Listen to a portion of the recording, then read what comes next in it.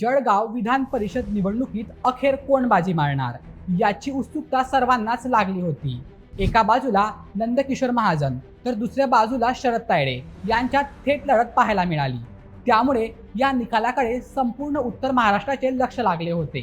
जळगाव स्थानिक स्वराज्य संस्था मतदारसंघाच्या निवडणुकीत यंदा चुरशीची लढत झाली।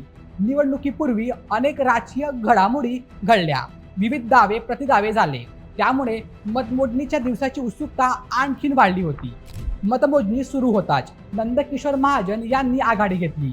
फेरी मागून फेरी त्यांची आघाडी कायम राहिली। त्यामुळे निकाल कोणाच्या बाजूने लागणार याचे चित्र हळूहळू स्पष्ट होऊ लागले। अखेर मतमोजणी पूर्ण झाल्यानंतर नंदकिशोर महाजन यांनीच बाजी मारल्याचे चित्र स्पष्ट झालं। या विजयामुळे जळगावच्या राजकारणात त्यांची पकड पुन्हा एकदा अधोरेखित झाली आहे। स्थानिक स्वराज्य संस्थांच्या प्रतिनिधींनी दिलेला कौल नेमका कोणत्या बाजूने जाणार याची चर्चा अनेक दिवस सुरू होती। मात्र निकालानंतर सर्व चर्चांना पूर्णविराम मिळाला। आता या विजयामुळे जळगावच्या राजकीय समीकरणांवर काय परिणाम होणार याकडे सर्वांचे लक्ष लागले होते। आगामी काळात या निकालाचे पडसाद स्थानिक राजकारणात उमटण्याची शक्यता व्यक्त केली जात आहे। तर मित्रांनो, तुम्हाला काय वाटतं? जळगावच्या या निकालाचा आगामी राजकारणावर काय परिणाम होईल? तुमचं मत आम्हाला कमेंटमध्ये नक्की सांगा आणि अशा व्हिडिओसाठी आपल्या बोलेमेटच्या YouTube चॅनलला सबस्क्राईब करायला विसरू नका। धन्यवाद।